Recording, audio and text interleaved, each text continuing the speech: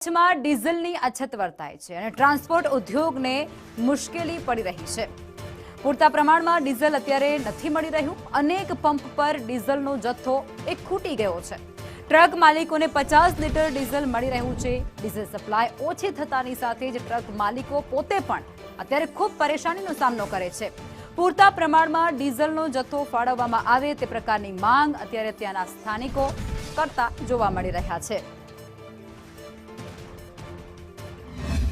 Diesel મળતો જ નથી ને મળે છે ત્યાં એવું છે 20, 50 કે 100 લિમિટમાં મળે છે, બહુ ઓછું ડીઝલ મળે છે અને ક્યાંક તો સાવ બંધ છે એવી પરિસ્થિતિ છે। એટલે ટ્રાન્સપોર્ટ ઉદ્યોગ બહુ તકલીફવાળું કામ થઈ ગયું છે। અટાણે અમારી ગાડી અહીંયાથી લિગ્નાઇટ ભરીને મોરબી જતી હોય છે તો 150 લીટર ડીઝલ દોડતું હોય છે તો ક્યાંક 20 ક્યાંક 25 એમ કરતાં મોરબી પહોંચતા 10 વાર રસ્તામાં ઊભું રહેવું પડે છે અને એ બધા ડ્રાઈવરોને હાલાકી છે અને ટ્રક માલિકોને પણ હાલાકી છે। કચ્છમાં છેલ્લા થોડા દિવસથી ડીઝલની અછત સર્જાઈ છે ને તેના કારણે ટ્રાન્સપોર્ટ ઉદ્યોગ છે તે અત્યારે મુશ્કેલીમાં મુકાયો છે। કચ્છનો સૌથી મોટો ટ્રાન્સપોર્ટ ઉદ્યોગ અત્યારે ડીઝલની અછતના કારણે કંઈક ને કંઈક તેને મુશ્કેલી પડી રહી છે, કારણ કે મિડલ ઈસ્ટ યુદ્ધ બાદ અત્યારે ડીઝલનો જથ્થો છે તે ખૂબ ઓછી માત્રામાં પંપ ઉપર મળે છે, તેના જ કારણે આ પરિસ્થિતિ છે તે ઊભી થઈ છે।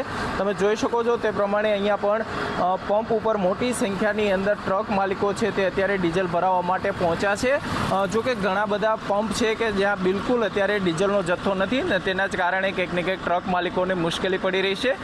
કેટલાક પંપો છે તેમની પાસે ડીઝલનો જથ્થો છે તે ખૂબ ઓછી માત્રામાં આવી રહ્યો છે અને અહીંયા જોઈ શકો છો તે પ્રમાણે તમામ જે ટ્રકો છે તેને માત્ર 50 લીટર ડીઝલ છે તે જથ્થો ફાળવવામાં આવી રહ્યો છે। છેલ્લા ઘણા દિવસથી આ જ પ્રકારે ડીઝલની અછતના કારણે કંઈક ને કંઈક ટ્રક માલિકોને મુશ્કેલી પડી રહી છે, ત્યારે રાજ્ય સરકાર હવે કચ્છમાં પૂરતા પ્રમાણમાં ડીઝલનો જથ્થો ફાળવે તેવી ટ્રક માલિકો માંગ કરી રહ્યા છે।